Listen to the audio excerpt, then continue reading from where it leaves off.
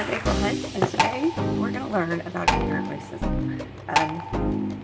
Please note, before I begin, I'm going to be teaching you about something that I have only recently myself learned/unlearned. And so in this conversation that I'm sharing with you, I want you to first understand that there is no judgment here. I'm not judging you. I'm not saying you're racist. I'm not saying, I am saying inherent racism, but the fact of the matter is when I say inherent racism, I am literally speaking about something that is beyond your conscious thought. It is not something that you are actively thinking or trying to think. And even a lot, almost the majority of times, in the very beginning, before you begin trying to think about it and work on it and being able to see it, it's going to be something that you don't even know exists.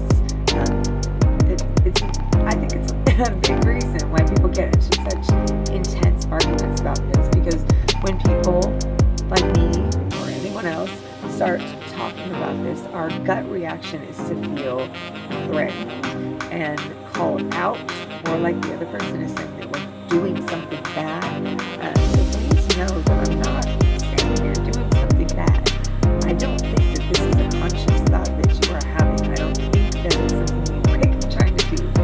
It is just something that the powers that be have worked very, very hard to brainwash us into accepting, and it's been passed down generationally within this country and other countries. It just exists. So, do I think that you are doing something bad? No. Am I here to judge you? Hell no. I don't even judge people that are actively racist, that make decisions to be racist and to be anti-people. I think it's wrong personally, but my morals are not your morals. I cannot judge you for having your own set of morals. It's very hard to live that way, but that is how I feel. So, with that out of the way, we are going to talk today about how I'm going to tell you the story in me and my terms, because I was amazed when I learned it about myself, which is why I'm sharing it, because I thought, how the hell did I not notice this? And where did it come from? And why did it come from? And how come nobody else told me? And to be fair, people have been trying to tell me and others for generations. But you can't hear it and you can't see it when you're not thinking about it. And sometimes, if things are uncomfortable enough, you don't want to think about them. So therefore, when you do start to hear about them, you actively try not to listen. So, one day, I was feeling a certain way about a black woman out in public. And it was just a thought that I had. And it made me avoid her and avoid conversating with her. And it made me be very judgmental of her and the way that she was acting in that moment. I wasn't judging her to anyone. It was just the thought process that was going on in my head. She was being very argumentative with someone. I thought she was being very argumentative with someone. It turned out she was just standing her ground. Someone was doing something that she did not like, and she was enforcing her own personal boundary, and making sure that that person was not walking on her. But I have a problem personally with allowing people to walk on me. And instead of enforcing my boundaries with others and making them not do that, I instead self-sabotage and blame myself and beat myself up, which in turn causes more shame and causes me to let more people do it. And then I tell myself I'm just such a good person that I allow people to treat me badly sometimes, because Jesus got treated, which is problematic on its own. But we're not going into that discussion. That's another discussion for another day. Today we're going to talk about that black woman and how I felt. What I was feeling, what I was thinking in that moment was internalized racism, inherent racism, systematic racism. it was not a conscious thought. It was something that I was thinking, you know what, I'm going to judge this black woman, and all black women for that matter usually, because they're angry. They're just angry women. I don't know why they're so angry. They're always going off on people. And you probably are so non-racist that you heard me say that, and that made you uncomfortable. And you probably think that I'm just a terrible human being. That's right. But it wasn't me. It was literally my thought process that was wrong in the situation. And it was the generational racism that I had been. It wasn't a conscious thought. But when I realized, why am I having an unconscious thought? Why should any thought be something that I'm not digging into and trying to figure out why I'm having that thought? You know what I mean?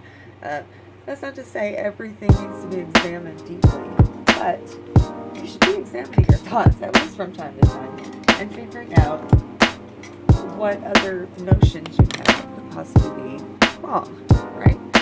So for me, like I said, it was that. I also do the same thing after I began thinking about it and breaking it down in my head. I realized I do the exact same thing, sometimes even worse, with black men, because I see black men as not different or bad, but bigger. A black man and a white man could be standing right next to each other, and they could be the exact same size, the exact same muscles, the exact same expression, and I would be looking at them and thinking the black man was several inches bigger, his muscles were bigger, he was more aggressive and therefore scary, and it was something I want to avoid. And so yes, obviously, if they're both yelling or standing their ground or they're engaged in a passionate discussion, the black man is obviously doing something wrong and somebody should be getting into trouble, because it is scary to have someone that big and strong and loud be so angry. Do you see the problem with that statement? When someone says it like that, does that help? I hope so. Because it it didn't even help me at first. It took me probably an embarrassingly long time to figure that out. I began unlearning my racism 10 years ago now. And before that, if you had asked me, I would have told you that I am not racist at all. In fact, I am very anti-racist. And I think that it's wrong, and it has no place here, and that Christianity and our good selves should not allow people to be racist. I have lots of black friends and people of color in my circle. I'm accepting of all people of different cultures and colors, and I grew up, for God's sake, saying that you could be purple and it wouldn't make a difference. Another problematic thing, but that's a discussion for another day. Today, we're almost done. I wanted to point that out to you. I wanted you to see what my thought process is and what it has been. I still have issues to this day. I have been working actively on this for over 2 years now. You're not alone in feeling like this stuff is uncomfortable, and you're not alone in feeling like it's not a conscious thing that you're doing, and therefore people shouldn't really be judging you and saying that you're doing it as if you're doing something wrong. But it is so important for us to see it. And I say us as allies. I have to say that there's a lot of things that have happened to people of color and black people especially over the generations and the years that has been unacceptable. How ridiculous is it that people of color and black people are being lynched nowadays and hung from trees in public places? How is that possible? I mean, you know what I mean? If for nothing else than for just basic human kindness and respect, enough to believe that all people are God's people or Allah's people or whatever, and they are worthy of respect and of being not killed and treated with kindness. So, I don't know. This is just part one. I guess I'll wait and see if anybody connects with it or thinks what you guys think about it. It's embarrassing to see this out here, I have to say, because I have a lot of Black women and Black men who are family and friends, and the thought that they might see this and hear that coming out of my mouth it's uncomfortable and it's embarrassing, and I would never have gone up to any of my friends and family and said this to them, but it's a conversation that needs to be had, and it doesn't need to be a Black person having the conversation, a person of color. It needs to be white people. I have a Black husband and Black children, and yet, as unracist as I was never ignorant individual. I was never anyone that was outwardly racist, and I always denounced it. But I still had so many thought patterns that were very problematic.